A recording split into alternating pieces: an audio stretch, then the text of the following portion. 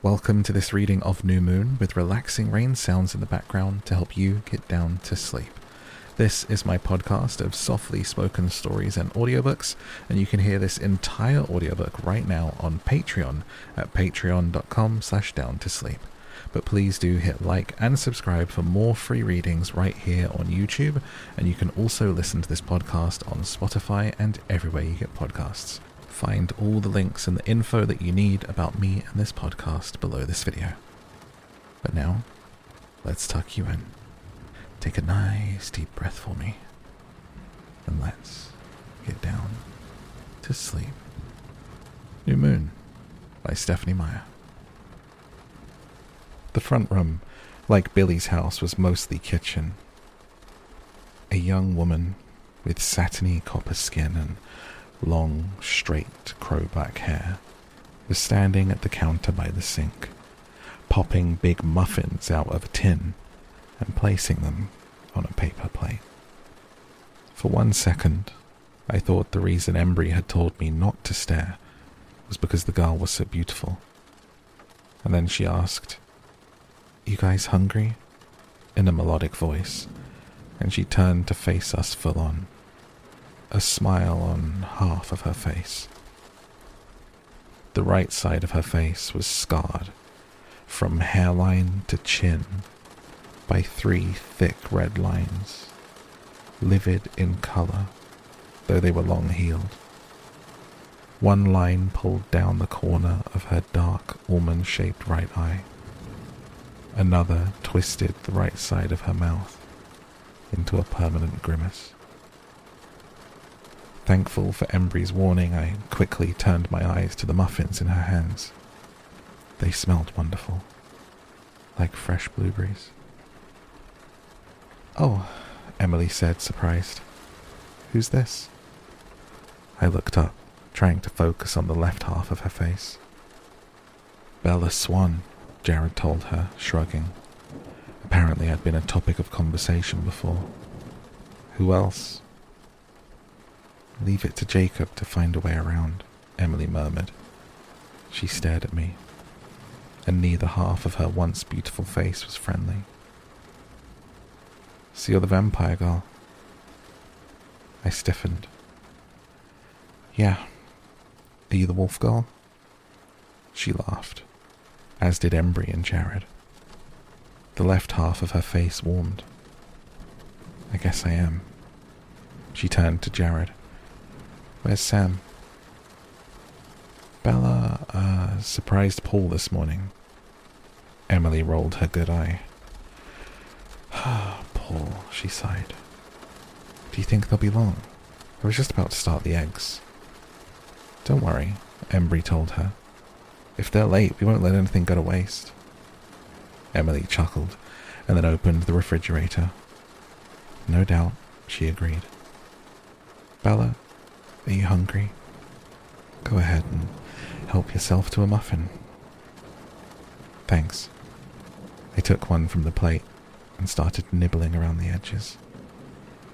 It was delicious, and it felt good in my tender stomach. Embry picked up his third and shoved it into his mouth hole. "Save some for your brothers," Emily chastised him, hitting him on the head with a wooden spoon.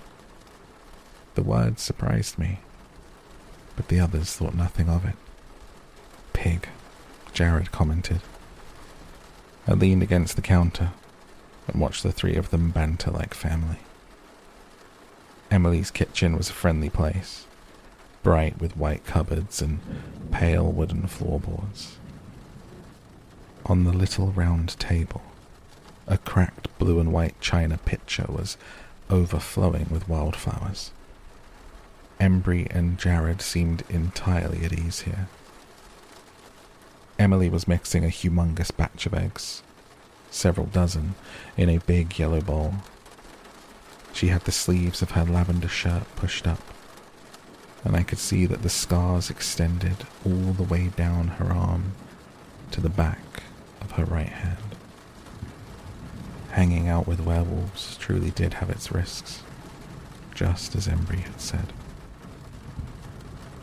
The front door opened, and Sam stepped through. "Emily," he said, and so much love saturated his voice that I felt embarrassed, intrusive, as I watched him cross the room in one stride and take her face in his wide hands. He leaned down and kissed the dark scars on her right cheek before he kissed her lips. "Hey, none of that," Jared complained. "I'm eating." "Then shut up and eat," Sam suggested, kissing Emily's ruined mouth again. "Ugh," Embry groaned. This was worse than any romantic movie. This was so real that it sang out loud with joy and life and true love. I put my muffin down and folded my arms across my empty chest. I stared at the flowers, trying to ignore the utter peace of their moment and the wretched throbbing of my wounds. I was grateful for the distraction when Jacob and Paul came through the door, and then shocked when I saw that they were laughing.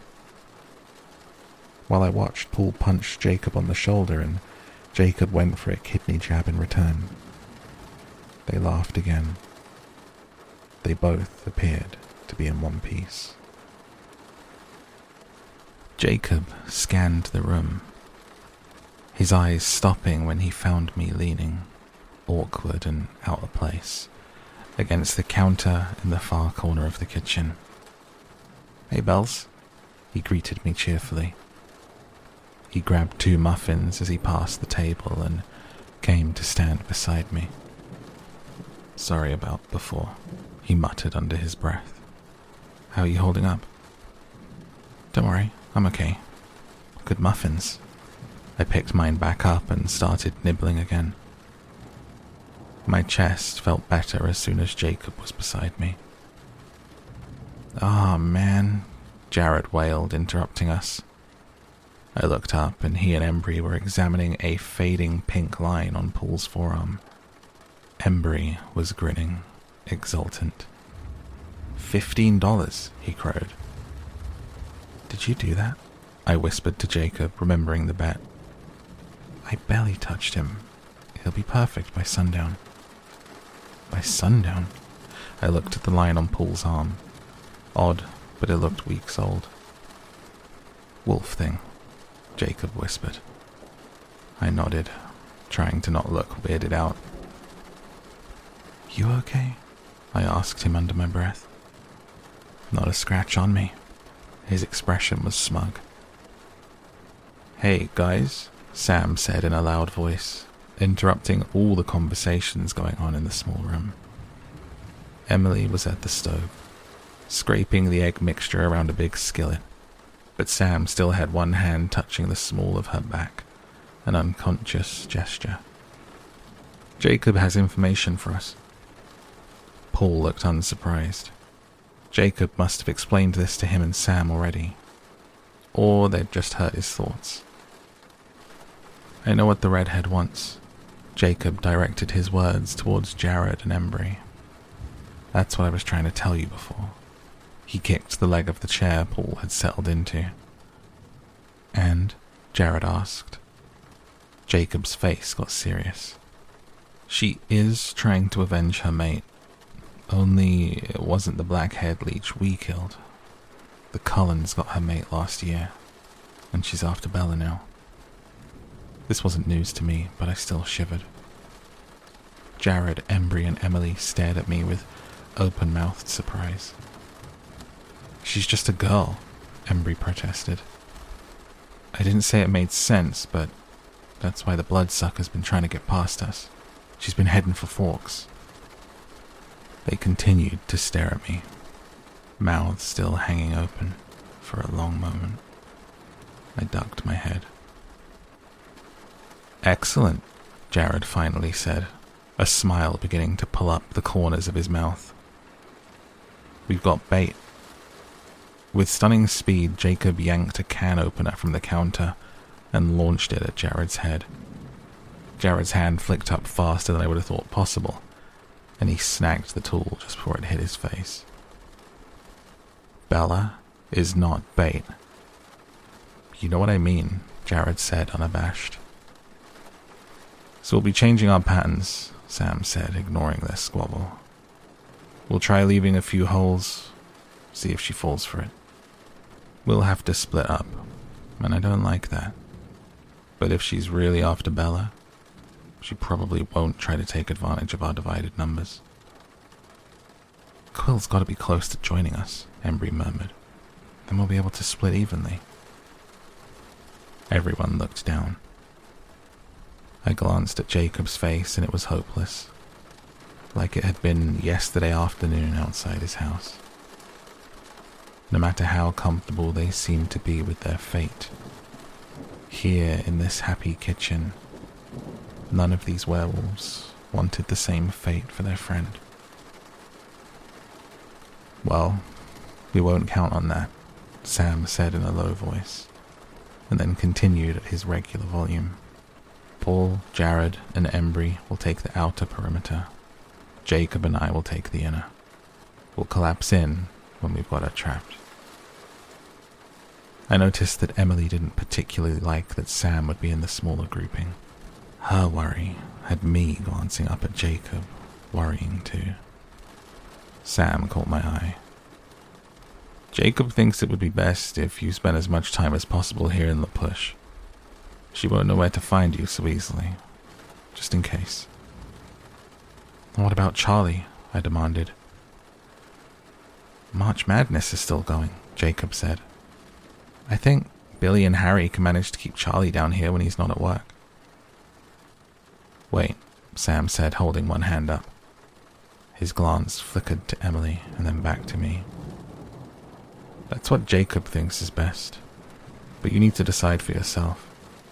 You should weigh the risks of both options very seriously. You saw this morning how easily things can get dangerous here, how quickly they get out of hand. If you choose to stay with us, I can't make any guarantees about your safety. I won't hurt her, Jacob mumbled, looking down. Sam acted as if he hadn't heard him speak. If there was somewhere else you felt safe. I bit my lip. Where could I go that wouldn't put someone else in danger? I recoiled again from the idea of bringing Renee into this, pulling her into the circle of the target I wore. I don't want to lead Victoria anywhere else, I whispered. Sam nodded. That's true. It's better to have her here, where we can end this. I flinched. I didn't want Jacob or any of the rest of them trying to end Victoria. I glanced at Jake's face. It was relaxed. Almost the same as I remembered it from before the onset of the wolf thing. Utterly unconcerned by the idea of hunting vampires. You'll be careful, right? I asked, an audible lump in my throat. The boys burst into loud hoots of amusement. Everyone laughed at me, except Emily. She met my eyes, and I could suddenly see the symmetry underlying her deformity. Her face was still beautiful, and alive with a concern even more fierce than mine. I had to look away, before the love behind that concern could start me aching again. Food's ready, she announced then, and the strategic conversation was history. The guys hurried to surround the table, which looked tiny and in danger of being crushed by them, and devoured the buffet-sized pan of eggs Emily placed in their midst in record time. Emily ate leaning against the counter like me, avoiding the bedlam at the table, and watched them with affectionate eyes. Her expression clearly stated that this was her family. All in all, it wasn't exactly what I'd been expecting from a pack of werewolves. I spent the day in the push, the majority of it in Billy's house. He left a message on Charlie's phone and at the station, and Charlie showed up around dinner time with 2 pizzas. It was good he brought 2 larges. Jacob ate one all by himself. I saw Charlie eyeing the 2 of us suspiciously all night, especially the much-changed Jacob. He asked about the hair. Jacob shrugged and told him it was just more convenient. I knew that as soon as Charlie and I were headed home, Jacob would take off to run around as a wolf, as he had done intermittently through the entire day. He and his brothers of sorts kept up a constant watch, looking for some sign of Victoria's return. But since they'd chased her away from the hot springs last night, chased her halfway to Canada according to Jacob, she'd yet to make another foray. I had no hope at all that she might just give up. I didn't have that kind of luck. Jacob walked me to my truck after dinner and lingered by the window, waiting for Charlie to drive away first. "Don't be afraid tonight," Jacob said, while Charlie pretended to be having trouble with his seatbelt. "We'll be out there, watching." "I won't worry about myself," I promised. "You're silly. Hunting vampires is fun. It's the best part of this whole mess." I shook my head. "If I'm silly, then you're dangerously unbalanced." He chuckled. "Get some rest, Bella, honey. You look exhausted." "I'll try." Charlie honked his horn impatiently. "See you tomorrow," Jacob said. "Come down first thing." "I will." Charlie followed me home. I paid scant attention to the lights in my rearview mirror. Instead, I wondered where Sam and Jared and Embry and Paul were, out running in the night. I wondered if Jacob had joined them yet. When we got home, I hurried for the stairs, but Charlie was right behind me. "What's going on, Bella?" he demanded before I could escape. "I thought Jacob was part of a gang and you two were fighting." "We made up." "And the gang?" "I don't know. Who can understand teenage boys? They're a mystery. But I met Sam Uli and his fiancée Emily. They seemed pretty nice to me." I shrugged. "Must have all been a misunderstanding." His face changed. "I hadn't heard that he and Emily had made it official. That's nice. Poor girl." "Do you know what happened to her?" "Mauled by a bear up north during salmon spawning season. Horrible accident. It was more than a year ago now. I heard Sam was really messed up over it." "It's horrible," I echoed. "More than a year ago. I'd bet that meant it had happened when there was just one werewolf in the push." I shuddered at the thought of how Sam must have felt every time he looked at Emily's face. That night, I lay awake for a long time, trying to sort through the day. I worked my way backward through dinner with Billy, Jacob, and Charlie to the long afternoon in the Black's house, waiting anxiously to hear something from Jacob, to Emily's kitchen, to the horror of the werewolf fight, to talking with Jacob on the beach. I thought about what Jacob had said early this morning, about hypocrisy. I thought about that for a long time. I didn't like to think that I was a hypocrite. Only, what was the point of lying to myself? I curled into a tight ball. No, Edward wasn't a killer. Even in his darker past, he'd never been a murderer of innocence, at least. But what if he had been? What if, during the time that I'd known him, he'd been just like any other vampire? What if people had been disappearing from the woods just like now? Would that have kept me away from him? I shook my head sadly. Love is irrational, I reminded myself. The more you loved someone, the less sense anything made. I rolled over and tried to think of something else. And I thought of Jacob and his brothers, out running in the darkness. I fell asleep, imagining the wolves, invisible in the night, guarding me from danger. When I dreamed, I stood in the forest again. But I didn't wander. I was holding Emily's scarred hand as we faced into the shadows and waited anxiously for our werewolves to come home. It was spring break in Forks again. When I woke up on Monday morning, I lay in bed for a few seconds absorbing that. Last spring break, I'd been hunted by a vampire too. I hoped this wasn't some kind of tradition forming. Already I was falling into the pattern of things in the push. I'd spent Sunday mostly on the beach, while Charlie hung out with Billy at the Black's house. I was supposed to be with Jacob, but Jacob had other things to do, so I wandered alone, keeping the secret from Charlie. When Jacob dropped in to check on me, he apologized for ditching me so much. He told me his schedule wasn't always this crazy, but until Victoria was stopped, the wolves were on red alert. When we walked along the beach now, he always held my hand. This made me brood over what Jared had said about Jacob involving his girlfriend. I supposed that was exactly what it looked like from the outside. As long as Jake and I knew how it really was, I shouldn't let those kinds of assumptions bother me.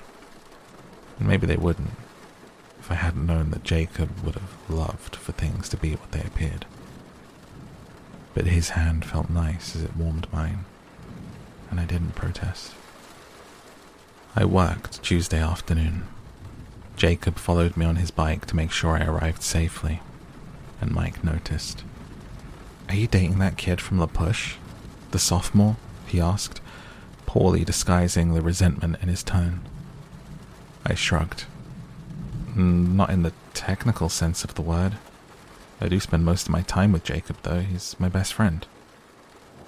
Mike's eyes narrowed shrewdly. "Don't kid yourself, Bella. The guy's head over heels for you." "I know," I sighed.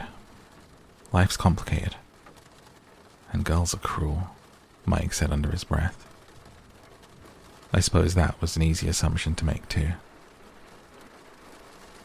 That night, Sam and Emily joined Charlie and me for dessert at Billy's house. Emily brought a cake that would have won over a harder man than Charlie. I could see as the conversation flowed naturally through a range of casual subjects that any worries Charlie might have harbored about gangs in the push were being dissolved. Jake and I skipped out early to get some privacy. We went out to his garage and sat in the Rabbit.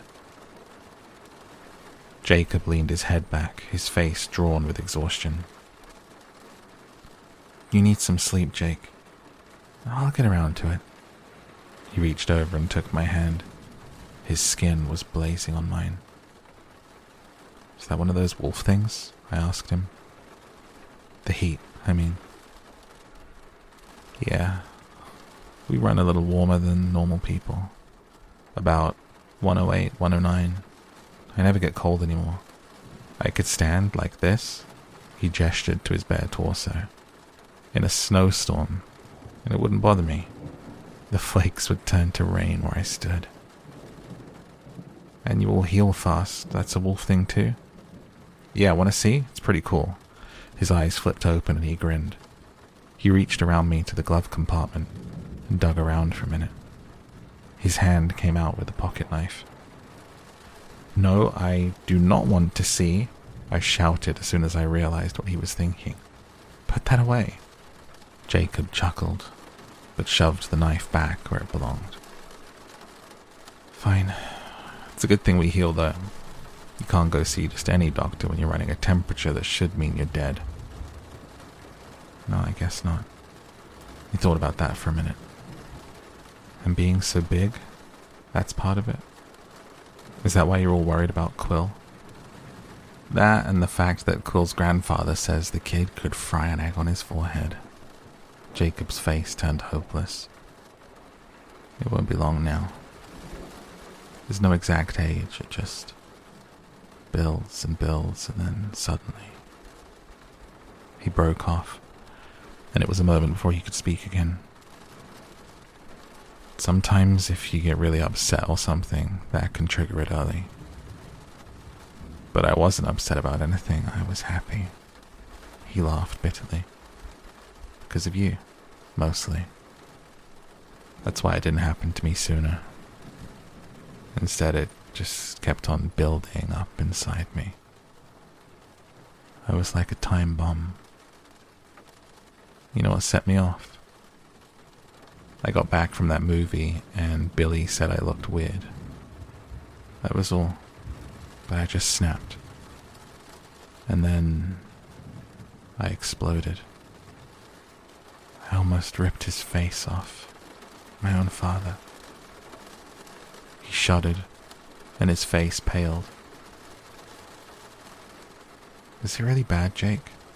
I asked anxiously, wishing I had some way to help him. Are you miserable? No, I'm not miserable, he told me. Not anymore. Not now that you know. That was hard before. He leaned over so that his cheek was resting on top of my head. He was quiet for a moment, and I wondered what he was thinking about. Maybe I didn't want to know. What's the hardest part? I whispered, still wishing I could help. The hardest part is feeling out of control, he said slowly. Feeling like I can't be sure of myself. Like maybe you shouldn't be around me. Like maybe nobody should. Like I'm a monster who might hurt somebody. You've seen Emily. Sam lost control of his temper for just 1 second, and she was standing too close. Now there's nothing he can ever do to put it right again. I hear his thoughts. I know what that feels like. Who wants to be a nightmare, a monster? And then the way it comes so easily to me, the way I'm better at it than the rest of them. Does that make me even less human than Embry or Sam? Sometimes I'm afraid I'm losing myself. Is it hard to find yourself again? At first, he said. It takes some practice to phase back and forth, but it's easier for me. Why? I wondered. Because Ephraim Black was my father's grandfather and Quillatera was my mother's grandfather. Quill? I asked in confusion. His great-grandfather, Jacob clarified. The Quill you know is my second cousin. But why does it matter who your great-grandfathers are? Because Ephraim and Quill were in the last pack. Levi Uli was the third. It's in my blood on both sides. I never had a chance. Like Quill doesn't have a chance. His expression was bleak. What's the very best part? I asked, hoping to cheer him up. The best part, he said, suddenly smiling again, is the speed. Better than motorcycles? He nodded, enthusiastic. There's no comparison. How fast can you run? He finished my question. Fast enough. What can I measure it by? We caught, what was his name? Laron? I imagine that means more to you than it would to someone else. It did mean something to me. I couldn't imagine that. The wolves running faster than a vampire. When the Cullens ran, they all but turned invisible with speed. So tell me something I don't know, he said. Something about vampires. How did you stand it, being around them? Didn't it creep you out? No, I said curtly. My tone made him thoughtful for a moment. Say, why'd your bloodsucker kill that James anyway? He asked suddenly. James was trying to kill me. It was like a game for him. He lost. Do you remember last spring, when I was in the hospital down in Phoenix? Jacob sucked in a breath. He got that close? He got very, very close. I stroked my scar. Jacob noticed, because he held the hand I moved. What's that? He traded hands, examining my right. This is your funny scar, the cold one. He looked at it closer with new eyes and gasped. Yes, it's what you think it is. James bit me.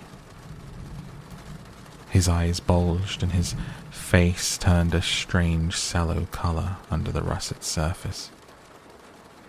He looked like he was about to be sick. But if he bit you, shouldn't you be... He choked. Edward saved me. Twice, I whispered. He sucked the venom out. You know, like with a rattlesnake. I twitched as the pain lashed around the edges of the hole. But I wasn't the only one twitching. I could feel Jacob's whole body trembling next to mine. Even the car shook. Careful, Jake. Easy. Calm down. Yeah, he panted. Calm. He shook his head back and forth quickly. After a moment, only his hands were shaking. You okay? Yeah, almost. Tell me something else. Give me something else to think about. What do you want to know? I don't know. He had his eyes closed, concentrating. The extra stuff, I guess. Did any of the other Cullens have extra talents like the mind reading? I hesitated a second. This felt like a question he would ask of his spy, not his friend. What was the point of hiding what I knew? It didn't matter now, and it would help him control himself. So I spoke quickly. The image of Emily's ruined face in my mind, the hair rising on my arms. I couldn't imagine how the russet wolf would fit inside the rabbit. Jacob would tear the whole garage apart if he changed now. Jasper could sort of control the emotions of the people around him. Not in a bad way, just to calm someone down, that kind of thing. It would probably help Paul a lot, I added, teasing weakly. And then Alice could see things that were going to happen. The future, you know, but not absolutely. The things she saw would change when someone changed the path they were on. Like how she'd seen me dying, and she'd seen me becoming one of them. Two things that had not happened and one that never would. My head started to spin. I couldn't seem to pull in enough oxygen from the air. No lungs. Jacob was entirely in control now, very still beside me. Why do you do that? He asked. He tugged lightly at one of my arms, which was bound around my chest, and gave up when it wouldn't come loose easily. I hadn't even realized I'd moved them. You do that when you're upset. Why? It hurts to think about them, I whispered. It's like I can't breathe. Like I'm breaking into pieces. It was bizarre how much I could tell Jacob now. We had no more secrets. He smoothed my hair. It's okay, Bella. It's okay. I won't bring it up again, I'm sorry. I'm fine, I gasped. It happens all the time. Not your fault. We're a pretty messed up pair, aren't we? Jacob said. Neither one of us can hold our shape together, right? Pathetic, I agreed, still breathless. At least we have each other, he said, clearly comforted by the thought. I was comforted too. At least there's that, I agreed. And when we were together, it was fine. But Jacob had a horrible, dangerous job he felt compelled to do. And so I was often alone, stuck in the push for safety, with nothing to do to keep my mind off any of my worries. I felt awkward, always taking up space at Billy's. I did some studying for another calculus test that was coming up next week, but I could only look at math for so long. When I didn't have something obvious to do in my hands, I felt like I ought to be making conversation with Billy. The pressure of normal societal rules, but Billy wasn't one for filling up the long silences, so the awkwardness continued. I tried hanging out at Emily's place Wednesday afternoon for a change. At first, it was kind of nice. Emily was a cheerful person who never sat still. I drifted behind her while she flitted around her little house and yard, scrubbing at the spotless floor, pulling a tiny weed, fixing a broken hinge, tugging a string of wool through an ancient loom, and always cooking too. She complained lightly about the increase in the boys' appetites from all their extra running, but it was easy to see she didn't mind taking care of them. It wasn't hard to be with her. After all, we were both wolf girls now. But Sam checked in after I'd been there for a few hours. I only stayed long enough to ascertain that Jacob was fine and there was no news, and then I had to escape. The aura of love and contentment that surrounded them was harder to take in concentrated doses, with no one else around to dilute it. So that left me wandering the beach, pacing the length of the rocky crescent back and forth again and again. Alone time wasn't good for me. Thanks to the new honesty with Jacob, I'd been talking and thinking about the Cullens way too much. No matter how I tried to distract myself. And I had plenty to think of. I was honestly and desperately worried about Jacob and his wolf brothers. I was terrified for Charlie and the others who thought they were hunting animals. I was getting in deeper and deeper with Jacob without ever having consciously decided to progress in that direction, and I didn't know what to do about it.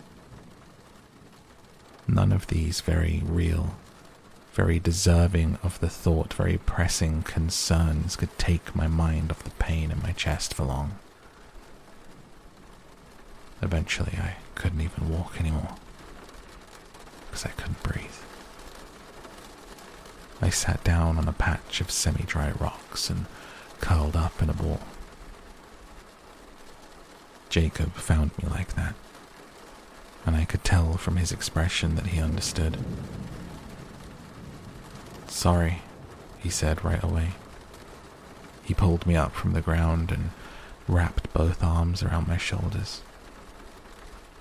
I hadn't realized that I was cold until then. His warmth made me shudder, but at least I could breathe with him there. "I'm ruining your spring break," Jacob accused himself as we walked back up the beach. "No, you're not. I didn't have any plans. I don't think I like spring breaks anyway. I'll take tomorrow morning off. The others can run without me. We'll do something fun." The word seemed out of place in my life right now. Barely comprehensible. Bizarre. Fun? Fun is exactly what you need. He gazed out across the heaving grey waves, deliberating. As his eyes scanned the horizon, he had a flash of inspiration. "Got it," he crowed. "Another promise to keep." "What are you talking about?" He let go of my hand and pointed toward the southern edge of the beach, where the flat, rocky half-moon dead-ended against the sheer sea cliffs. I stared, uncomprehending.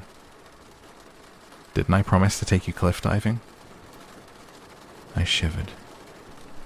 "Yeah, it'll be pretty cold. Not as cold as it is today. Can you feel the weather changing? The pressure? It'll be warmer tomorrow. You up for it?" The dark water did not look inviting, and from this angle the cliffs looked even higher than before.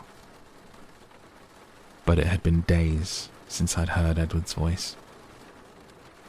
That was probably part of the problem. I was addicted to the sound of my delusions. It made things worse if I went too long without them. Jumping off a cliff was certain to remedy that situation. Sure, I'm up for it. Fun. It's a date, he said, and draped his arm around my shoulders. Okay, now let's get you some sleep. I didn't like the way the circles under his eyes were beginning to look permanently etched onto his skin. I woke early the next morning and snuck a change of clothes out to the truck. I had a feeling that Charlie would approve of today's plan just about as much as he would approve of the motorcycle. The idea of a distraction from all my worries had me almost excited. Maybe it would be fun. A date with Jacob. A date with Edward. I laughed darkly to myself. Jake could say what he wanted about us being a messed up pair. I was the one who was truly messed up. I made the werewolf seem downright normal. I expected Jacob to meet me out front, the way he usually did when my noisy truck announced my arrival. When he didn't, I guessed that he might still be sleeping. I would wait, let him get as much rest as he could. He needed his sleep, and that would give the day time to warm a bit more. Jake had been right about the weather, though. It had changed in the night. A thick layer of clouds pressed heavily on the atmosphere now, making it almost sultry.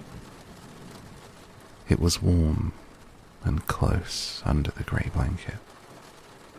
I left my sweater in the truck. I knocked quietly on the door. "Come on in, Bella," Billy said. He was at the kitchen table eating cold cereal. "Jake sleeping?" No." He set his spoon down, and his eyebrows pulled together. "What happened?" I demanded. I could tell from his expression that something had. Embry, Jared, and Paul crossed a fresh trail early this morning. Sam and Jake took off to help. Sam was hopeful. She's hedged herself in beside the mountains. He thinks they have a good chance to finish this. "Oh no, Billy," I whispered. "Oh no." He chuckled, deep and low. "Do you really like the push so well that you want to extend your sentence here?" "Don't make jokes, Billy. This is too scary for that." "You're right," he agreed, still complacent. His ancient eyes were impossible to read. "This one's tricky." I bit my lip. "It's not as dangerous for them as you think it is. Sam knows what he's doing. You're the one that you should worry about. The vampire doesn't want to fight them. She's just trying to find a way around them. To you." "How does Sam know what he's doing?" I demanded, brushing aside his concern for me. "They've only killed just the one vampire. That could have been luck." "We take what we do very seriously, Bella. Nothing's been forgotten. Everything they need to know has been passed down from father to son for generations." That didn't comfort me the way he probably intended it to. The memory of Victoria, wild, cat-like, lethal, was too strong in my head. If she couldn't get around the wolves, she would eventually try to go through them. Billy went back to his breakfast. I sat down on the sofa and flipped aimlessly through the TV channels. That didn't last long. I started to feel closed in by the small room, claustrophobic, upset by the fact that I couldn't see out the curtained windows. "I'll be at the beach," I told Billy abruptly, and hurried out the door. Being outside didn't help as much as I'd hoped. The clouds pushed down with an invisible weight that kept the claustrophobia from easing. The forest seemed strangely vacant as I walked toward the beach. I didn't see any animals, no birds, no squirrels. I couldn't hear any birds either. The silence was eerie. There wasn't even the sound of wind in the trees. I knew it was all just a product of the weather, but it still made me edgy. The heavy, warm pressure of the atmosphere was perceptible even to my weak human senses, and it hinted at something major in the storm department. A glance at the sky backed this up. The clouds were churning sluggishly despite the lack of breeze on the ground. The closest clouds were a smoky grey, but between the cracks I could see another layer that was a gruesome purple colour. The skies had a ferocious plan in store for today. The animals must be bunkering down. As soon as I reached the beach, I wished I hadn't come. I'd already had enough of this place. I'd been here almost every day, wandering alone. Was it so much different from my nightmares? But where else to go? I trudged down to the driftwood tree and sat at the end so that I could lean against the tangled roots. I stared up at the angry sky broodingly, waiting for the first drops to break the stillness. I tried not to think about the danger Jacob and his friends were in, because nothing could happen to Jacob. The thought was unendurable. I'd lost too much already. Would fate take the last few shreds of peace left behind? That seemed unfair, out of balance. But maybe I'd violated some unknown rule, crossed some line that had condemned me. Maybe it was wrong to be so involved with myths and legends, to turn my back on the human world. Maybe. No, nothing would happen to Jacob. I had to believe that or I wouldn't be able to function. I groaned and jumped off the log. I couldn't sit still. It was worse than pacing. I'd really been counting on hearing Edward this morning.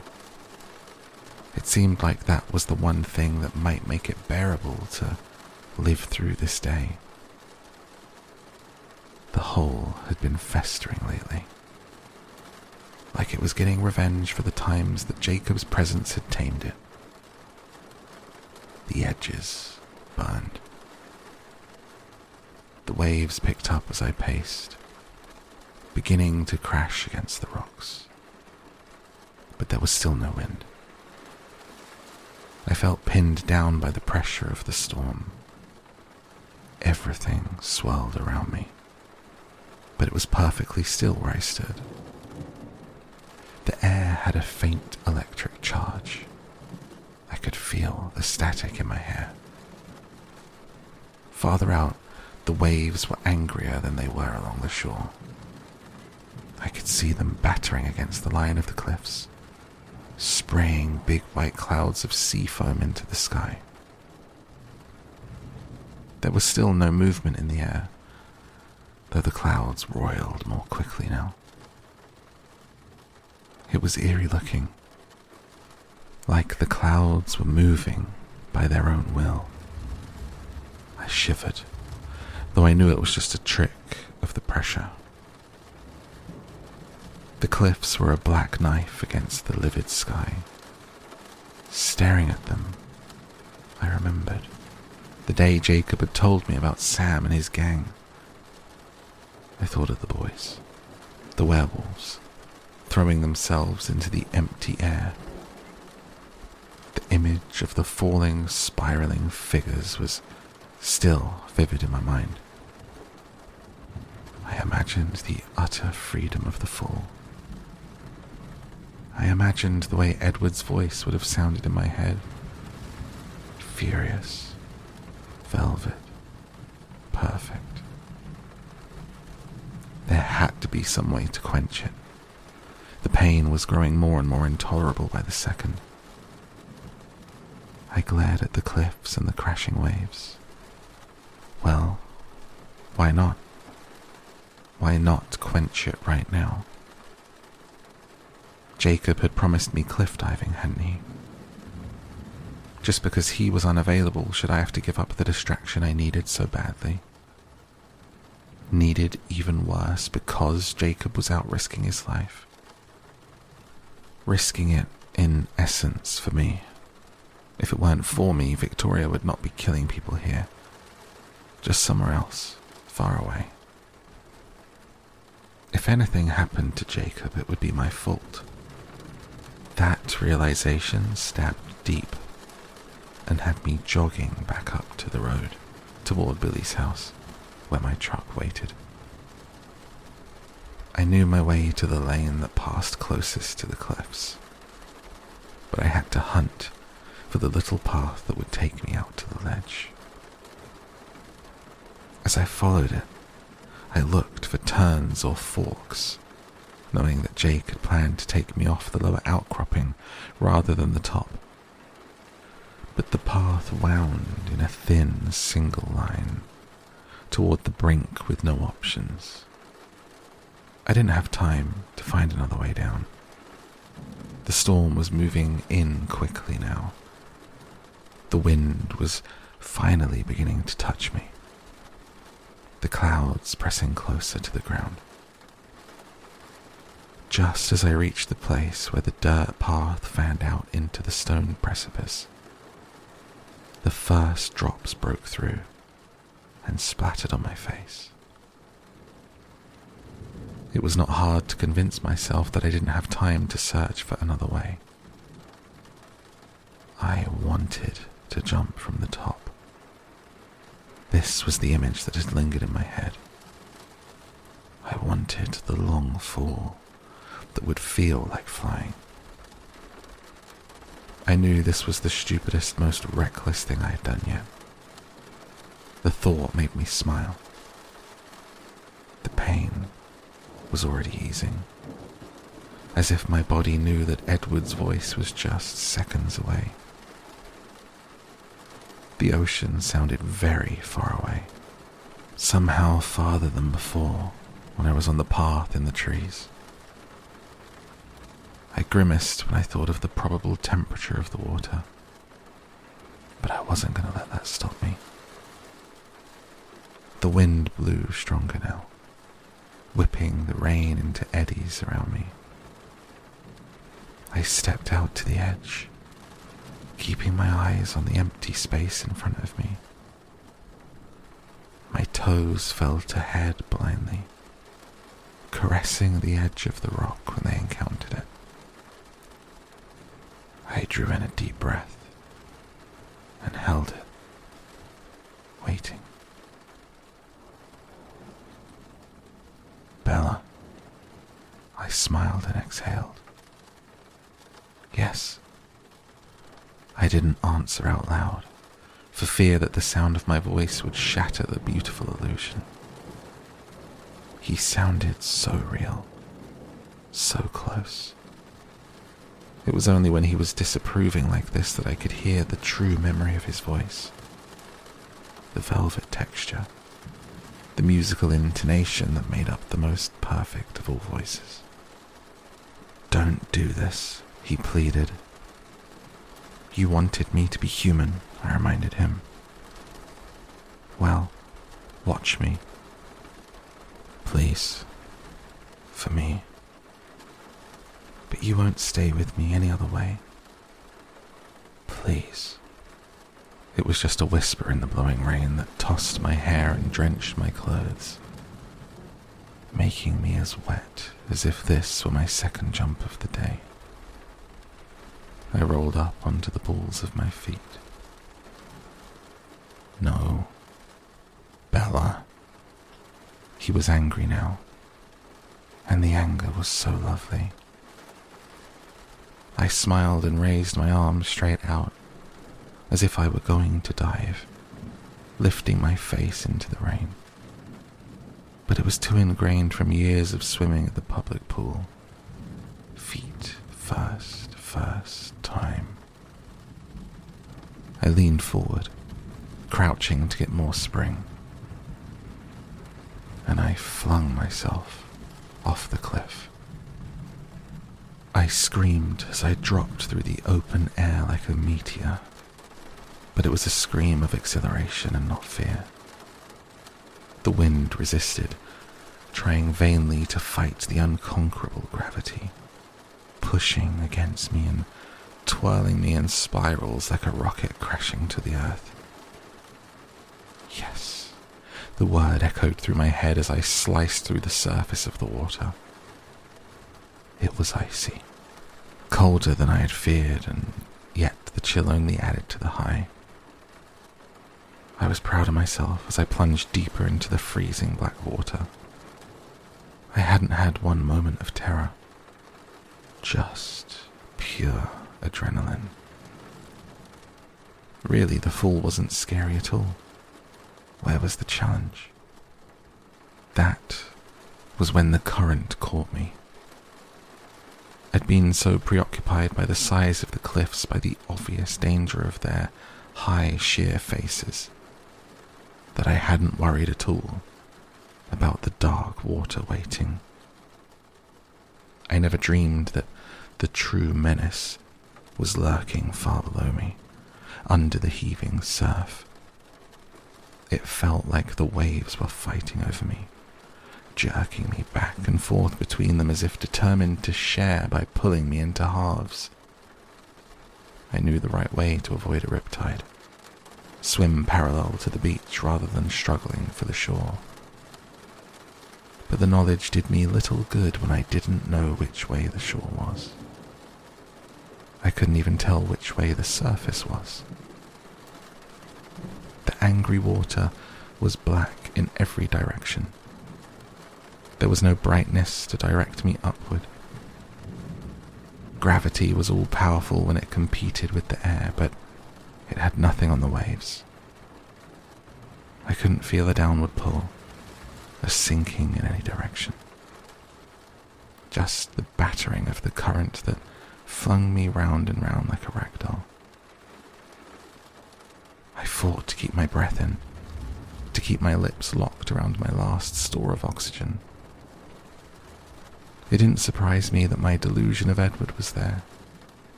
He owed me that much, considering that I was dying. I was surprised by how sure that knowledge was.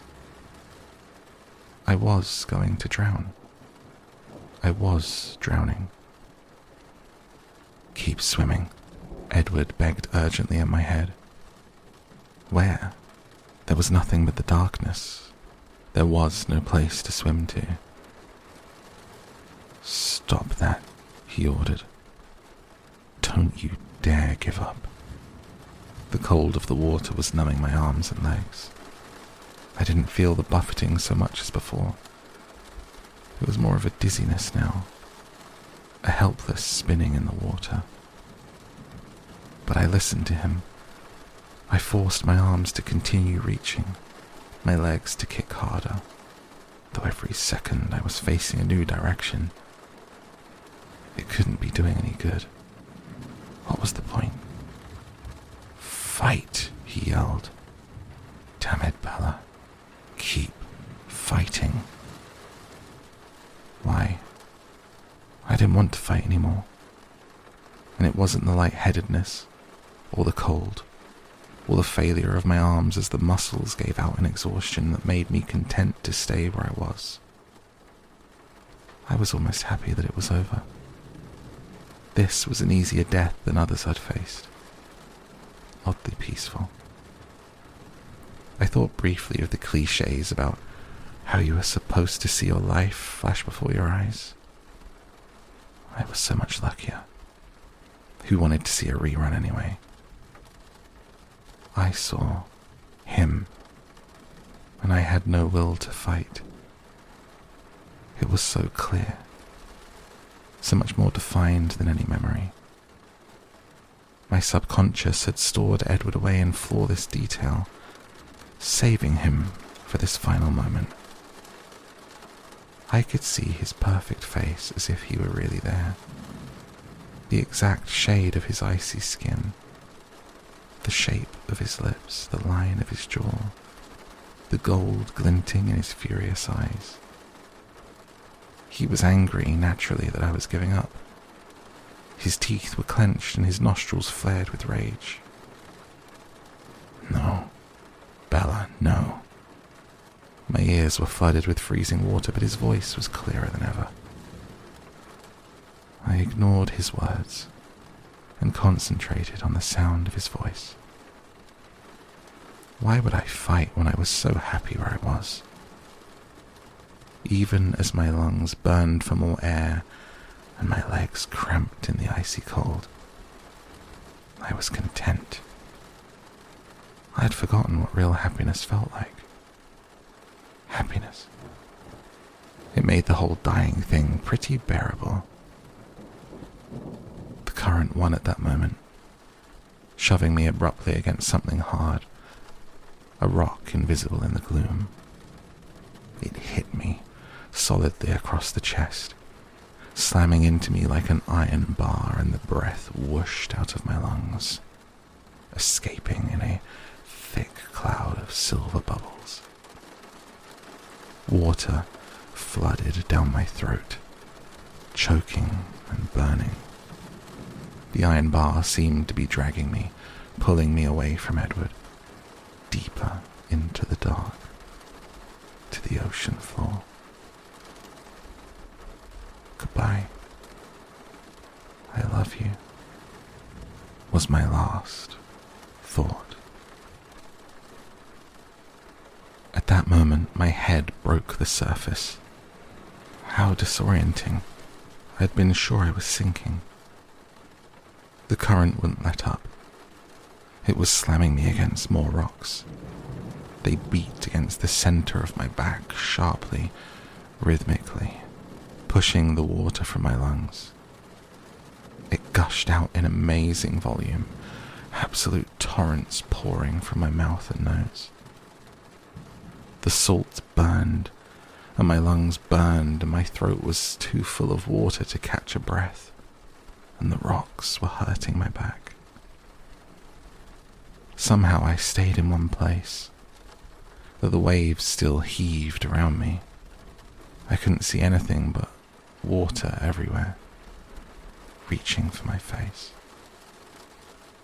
Breathe, a voice wild with anxiety ordered, and I felt a cruel stab of pain where I recognized the voice, because it wasn't Edward's. I could not obey. The waterfall pouring from my mouth didn't stop long enough for me to catch a breath. The black, icy water filled my chest, burning. The rock smashed into my back again, right between my shoulder blades, and another volley of water choked its way out of my lungs. Breathe, Bella, come on, Jacob begged. Black spots bloomed across my vision, getting wider and wider, blocking out the light. The rock struck me again. The rock wasn't cold like the water. It was hot on my skin. I realized it was Jacob's hand, trying to beat the water from my lungs. The iron bar that had dragged me from the sea was also warm. My head whirled. The black spots covered everything.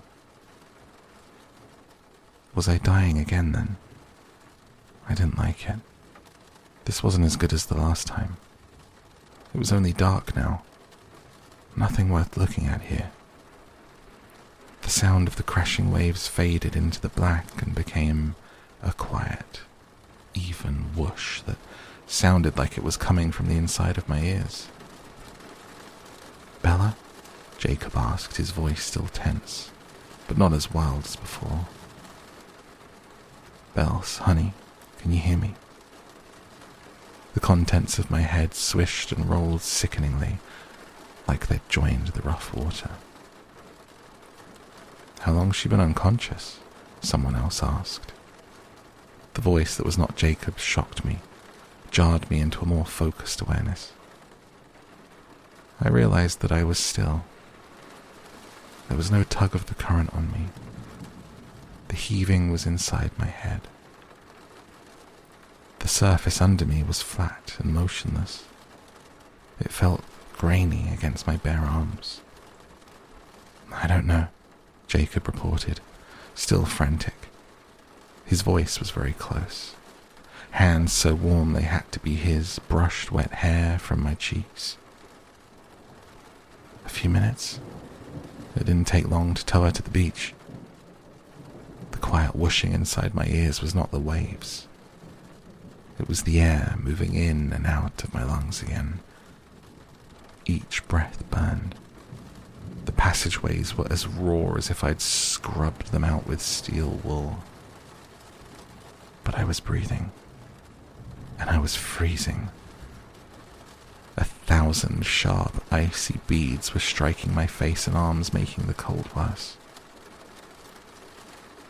"She's breathing, she'll come around.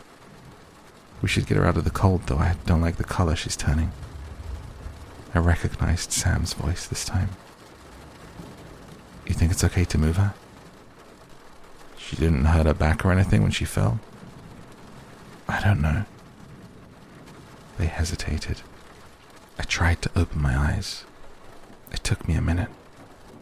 But then I could see the dark purple clouds flinging freezing rain down at me. "Jake," I croaked. Jacob's face blocked out the sky. "Oh," he gasped, relief washing over his features. His eyes were wet from the rain. "Oh, Bella, are you okay? Can you hear me? Do you hurt anywhere?" "Just my throat," I stuttered, my lips quivering from the cold. "Let's get you out of here then," Jacob said. He slid his arms under me and lifted me without effort, like picking up an empty box. His chest was bare and warm. He hunched his shoulders to keep the rain off of me. My head lolled over his arm. I stared vacantly back toward the furious water beating the sand behind him. "You got her?" I heard Sam ask. "Yeah, I'll take it from here. Get back to the hospital. I'll join you later." "Thanks, Sam." My head was still rolling. None of his words sunk in at first. Sam didn't answer. There was no sound, and I wondered if he were already gone. The water licked and writhed up the sand after us as Jacob carried me away, like it was angry that I had escaped. As I stared wearily, a spark of color caught my unfocused eyes. A small flash of fire was dancing on the black water, far out in the bay. The image made no sense, and I wondered how conscious I really was.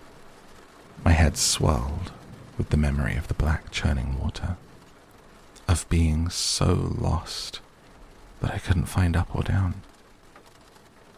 So lost, but somehow, Jacob. "How did you find me?" I rasped. "I was searching for you," he told me. He was half jogging through the rain, up the beach toward the road. "I followed the tire tracks to your truck. Then I heard you scream." He shuddered. Why would you jump, Bella? Didn't you notice that it's turning into a hurricane out here? Couldn't you have waited for me? Anger filled his tone as the relief faded. Sorry, I muttered. It was stupid. Yeah, it was really stupid, he agreed, drops of rain shaking free of his hair as he nodded. Look, do you mind saving the stupid stuff when I'm around? I won't be able to concentrate if I think you're jumping off cliffs behind my back. Sure, I agreed. No problem. I sounded like a chain smoker. I tried to clear my throat and winced. The throat clearing felt like stabbing a knife down there. What happened today? Did you find her? It was my turn to shudder, though I wasn't so cold here, right next to his ridiculous body heat. Jacob shook his head. He was still more running than walking as he headed up the road to his house. No, she took off into the water. Bloodsuckers have the advantage there. That's why I raced home. I was afraid she was going to double back swimming. You spend so much time on the beach. He trailed off, a catch in his throat. Sam came back with you. Is everyone else home too? I hoped they weren't still out searching for her. Yeah, sort of. I tried to read his expression, squinting into the hammering rain. His eyes were tight with worry or pain. The words that hadn't made sense before suddenly did. You said hospital before to Sam. Is someone hurt? Did she fight you? My voice jumped up an octave, sounding strange with the hoarseness. No, when we got back, Em was waiting with the news. It's Harry Clearwater. Harry had a heart attack this morning. Harry? I shook my head, trying to absorb what he was saying. Oh no. Does Charlie know? Yeah, he's over there too, with my dad. Is Harry going to be okay? Jacob's eyes tightened again. Doesn't look so great right now. Abruptly, I felt sick with guilt. Felt truly horrible about the brainless cliff dive. Nobody needed to be worrying about me right now. What a stupid time to be reckless. What can I do? I asked. At that moment, the rain stopped. I hadn't realized we were already back at Jacob's house until he walked through the door. The storm pounded against the roof. You can stay here, Jacob said as he dumped me on the short couch. I mean it, right here. I'll get you some dry clothes. I let my eyes adjust to the dark room, while Jacob banged around in his bedroom. The cramped front room seemed so empty without Billy, almost desolate. It was strangely ominous, probably just because I knew where he was. Jacob was back in seconds. He threw a pile of grey cotton at me. These will be huge on you, but it's the best I've got. I'll, step outside so you can change. Don't go anywhere. I'm too tired to move yet. Just stay with me. Jacob sat on the floor next to me, his back against the couch. I wondered when he'd slept last. He looked as exhausted as I felt. He leaned his head on the cushion next to mine and yawned. Guess I could rest for a minute. His eyes closed. I let mine slide shut too. Poor Harry. Poor Sue. I knew Charlie was going to be beside himself. Harry was one of his best friends. Despite Jake's negative take on things, I hoped fervently that Harry would pull through. For Charlie's sake. For Sue and Leah's and Seth's. Billy's sofa was right next to the radiator, and I was warm now, despite my soaked clothes. My lungs ached in a way that pushed me toward unconsciousness, rather than keeping me awake. I wondered vaguely if it was wrong to sleep. Or was I getting drowning mixed up with concussions? Jacob began softly snoring, and the sound of it soothed like a lullaby. I fell asleep, quickly. For the first time in a very long time, my dream was just a normal dream. Just a blurred wandering through old memories. Blinding bright visions of the phoenix sun, my mother's face, a ramshackle treehouse, a faded quilt, a wall of mirrors, a flame on the black water. I forgot each of them as soon as the picture changed. The last picture was the only one that stuck in my head. It was meaningless. Just a set on a stage. A balcony at night, a painted moon hanging in the sky. I watched the girl in her nightdress lean on the railings and talk to herself. Meaningless. But when I slowly struggled back to consciousness, Juliet was on my mind. Jacob was still asleep. He'd slumped down to the floor and his breathing was deep and even. The house was darker now than before. It was black outside the window. I was stiff, but warm and almost dry. The inside of my throat burned with every breath I took. I was going to have to get up, at least to get a drink. But my body just wanted to lie here limp, to never move again. Instead of moving, I thought about Juliet some more. I wondered what she would have done if Romeo had left her. Not because he was banished, but because he lost interest. What if Rosalind had given him the time of day, and he'd changed his mind? What if instead of marrying Juliet, he'd just disappeared? I thought I knew how Juliet would feel. She wouldn't go back to her old life, not really. She wouldn't ever have moved on. I was sure of that. Even if she'd lived until she was old and grey. Every time she closed her eyes, it would have been Romeo's face she saw behind her lids. She would have accepted that. Eventually.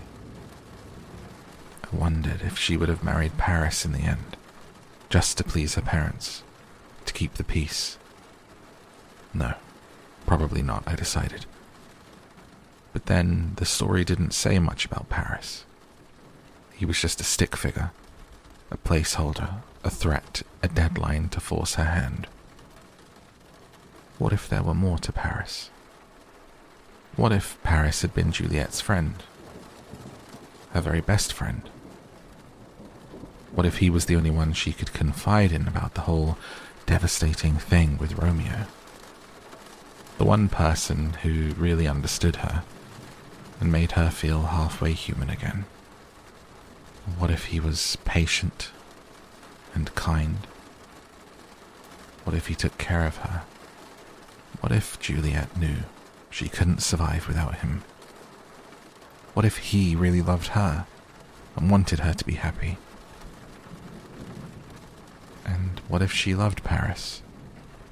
Not like Romeo, nothing like that, of course, but enough that she wanted him to be happy too. Jacob's slow, deep breathing was the only sound in the room. Like a lullaby, hummed to a child. Like the whisper of a rocking chair. Like the ticking of an old clock when you had nowhere you needed to go. It was the sound of comfort. If Romeo was really gone, never coming back, would it have mattered whether or not Juliet had taken Paris up on his offer? Maybe she should have tried to settle into the leftover scraps of life that were left behind. Maybe that would have been as close to happiness as she could get. I sighed, and then groaned when the sigh scraped my throat. I was reading too much into the story.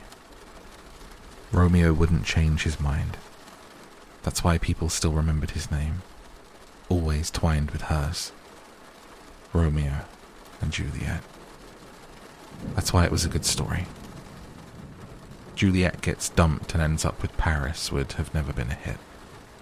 I closed my eyes and drifted again, letting my mind wander away from the stupid play that I didn't want to think about anymore. I thought about reality instead. About jumping off the cliff, and what a brainless mistake that had been.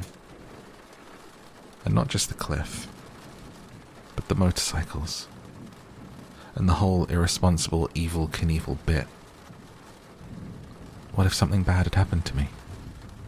What would that do to Charlie? Harry's heart attack had pushed everything suddenly into perspective for me. Perspective that I didn't want to see. Because if I admitted to the truth of it, it would mean that I would have to change my ways. Could I live like that?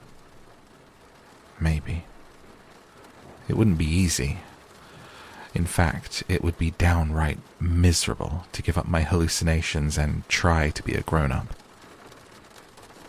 But maybe I should do it. And maybe I could, if I had Jacob. I couldn't make that decision right now. It hurt too much. I'd think about something else. Images from my ill-considered afternoon stunt rolled through my head while I tried to come up with something pleasant to think about. The feel of the air as I fell. The blackness of the water. The thrashing of the current. Edward's face. I lingered there for a long time. Jacob's warm hands trying to beat life back into me. The stinging rain flung down by the purple clouds. The strange fire on the waves. There was something familiar about that flash of colour on top of the water. Of course, it couldn't really be fire. My thoughts were interrupted by the sound of a car squelching through the mud on the road outside. I heard it stop in front of the house, and doors started opening and closing. I thought about sitting up and then decided against that idea. Billy's voice was easily identifiable, but he kept it uncharacteristically low, so that it was only a gravelly grumble. The door opened and the light flicked on. I blinked, momentarily blind. Jake startled awake, gasping and jumping to his feet. "Sorry," Billy grunted. "Did we wake you?" My eyes slowly focused on his face. And then, as I could read his expression, they filled with tears. "Oh no, Billy," I moaned. He nodded slowly, his expression hard with grief. Jake hurried to his father and took one of his hands. The pain made his face suddenly childlike. It looked odd on top of the man's body. Sam was right behind Billy, pushing his chair through the door. His normal composure was absent from his agonized face.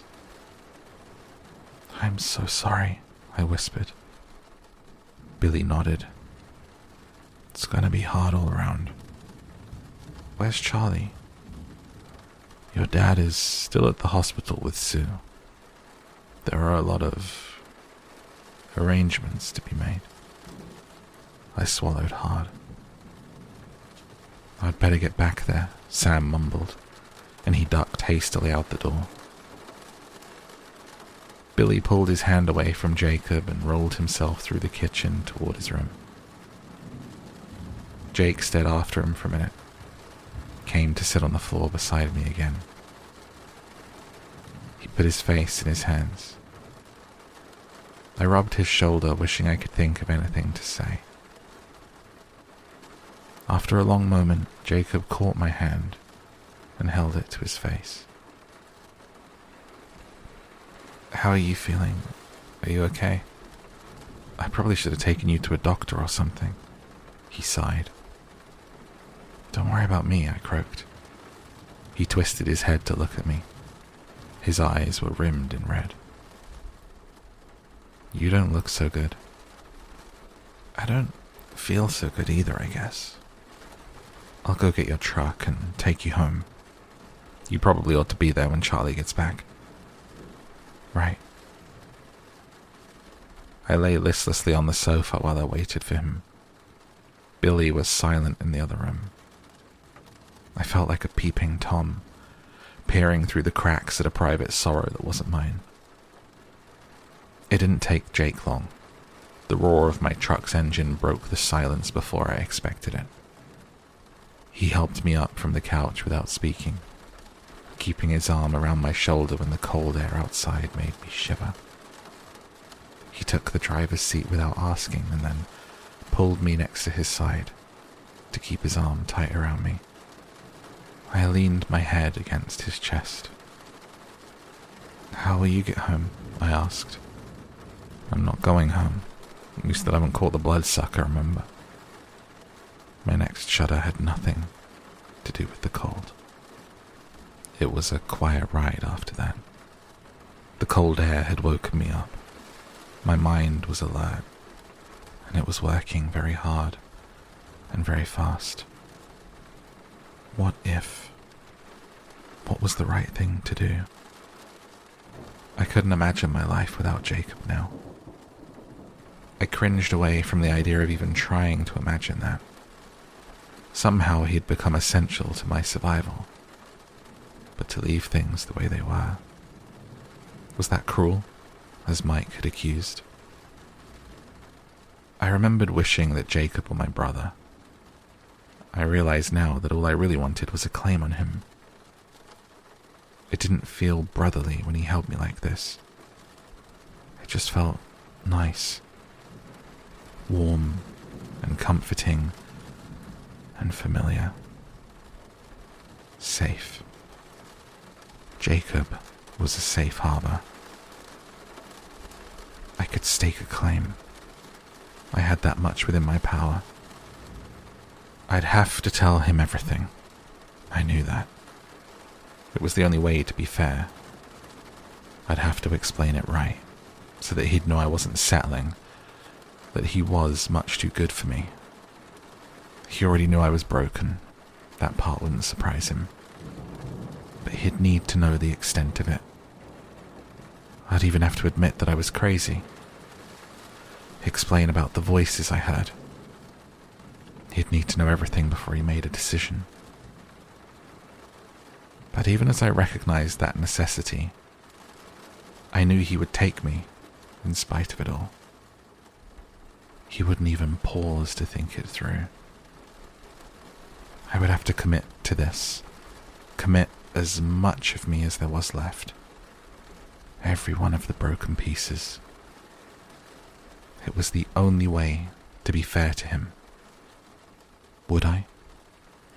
Could I? Would it be so wrong to try to make Jacob happy? Even if the love I felt for him was no more than a weak echo of what I was capable of. Even if my heart was far away, wandering and grieving after my fickle Romeo. Would it be so very wrong? Jacob stopped the truck in front of my dark house, cutting the engine so it was suddenly silent. Like so many other times, he seemed to be in tune with my thoughts now. He threw his other arm around me, crushing me against his chest, binding me to him. Again, this felt nice. almost like being a whole person again. I thought he would be thinking of Harry, but then he spoke, and his tone was apologetic. Sorry. I know you don't feel exactly the way I do, Bells. I swear I don't mind. I'm just so glad you're okay that I could sing. And that's something no one wants to hear. He laughed, his throaty laugh in my ear. My breathing kicked up a notch, sanding the walls of my throat. Wouldn't Edward, indifferent as he might be, want me to be happy as was possible under the circumstances? Wouldn't enough friendly emotion linger for him to want that much for me? I thought he would. He wouldn't begrudge me this, giving just a small bit of the love he didn't want to my friend Jacob. After all, it wasn't the same love at all. Jake pressed his warm cheek against the top of my hair. If I turned my face to the side, if I pressed my lips against his bare shoulder, I knew without any doubt exactly what would follow. It would be very easy. There would be no need for explanations tonight. But could I do it? Could I betray my absent heart to save my pathetic life? Butterflies assaulted my stomach as I thought about turning my head. And then, as clearly as if I were in immediate danger, Edward's velvet voice whispered in my ear. Be happy, he told me. I froze. Jacob felt me stiffen and released me automatically, reaching for the door. Wait, I wanted to say, just a minute, but I was locked in place, listening to the echo of Edward's voice in my head. Storm-cooled air blew through the cab of the truck. Oh, the breath whooshed out of Jacob like someone had punched him in the gut. Holy crap. He slammed the door and twisted the keys in the ignition in the same moment. His hands were shaking so hard I don't know how he managed it. What's wrong? He revved the engine too fast. It sputtered and faltered. Vampire, he spit out. The blood rushed from my head and left me dizzy. How do you know? Because I can smell it, damn it. Jacob's eyes were wild, raking the dark street. He barely seemed aware of the tremors that were rolling through his body. Faze, or get her out of here, he hissed at himself. He looked down at me for a split second, taking in my horror-struck eyes and white face, and then he was scanning the street again. Right, get you out. The engine caught with a roar. The tires squealed as he spun the truck round, turning toward our only escape. The headlights washed across the pavement, lit the front line of the Black Forest, and finally glinted off a car parked across the street from my house. Stop, I gasped. It was a black car, a car I knew. I might be the furthest thing from an autophile, but I could tell you everything about that particular car. It was a Mercedes S55 AMG. I knew the horsepower and the color of the interior. I knew the feel of the powerful engine purring through the frame. I knew the rich smell of the leather seats and the way the extra dark tint made noon look like dusk through the windows. It was Carlisle's car. Stop, I cried again, louder this time because Jacob was gunning the truck down the street. What? It's not Victoria. Stop, I want to go back. He stomped on the brakes so hard I had to catch myself against the dashboard. What? He asked again, aghast. He stared at me, with horror in his eyes. It's Carlisle's car. It's the Cullens. I know it. He watched dawn break across my face, and a violent tremor rocked his frame. Hey, calm down, Jake. It's okay. No danger, see? Relax. Yeah. Calm, he panted, putting his head down and closing his eyes. While he concentrated on not exploding into a wolf, I stared out the black window at the black car. It was just Carlisle, I told myself. Don't expect anything more. Maybe Esme. Stop right there, I told myself. Just Carlisle. That was plenty. More than I'd ever hoped to have again. There's a vampire in your house, Jacob hissed. And you want to go back? I glanced at him, ripping my unwilling eyes off the Mercedes, terrified it would disappear the second I looked away. Of course, I said, my voice blank with surprise at his question. Of course I wanted to go back. Jacob's face hardened while I stared at him, congealing into the bitter mask that I'd thought was gone for good. Just before he had the mask in place, I caught the spasm of betrayal that flashed in his eyes. His hands were still shaking. He looked 10 years older than me. He took a deep breath. You're sure it's not a trick? He asked in a slow, heavy voice. It's not a trick. It's Carlisle. Take me back. A shudder rippled through his wide shoulders, but his eyes were flat and motionless. No. Jake, it's okay. No. Take yourself back, Bella. His voice was a slap. I flinched as the sound of it struck me. His jaw clenched and unclenched. Look, Bella, he said in the same hard voice. I can't go back. Treaty or no treaty, that's my enemy in there. It's not like that. I have to tell Sam right away. This changes things. We can't be caught on their territory. Jake, it's not a war. He didn't listen. He put the truck in neutral and jumped out the door, leaving it running. Bye, Bella, he called back over his shoulder. I really hope you don't die. He sprinted into the darkness, shaking so hard that his shape seemed blurred.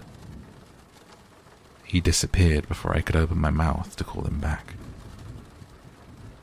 Remorse pinned me against the seat for one long second. What had I just done to Jacob?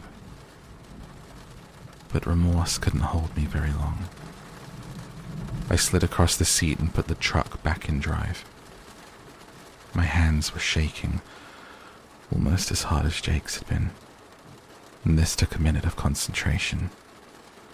Then I carefully turned the truck around and drove it back to my house. It was very dark when I turned off the headlights.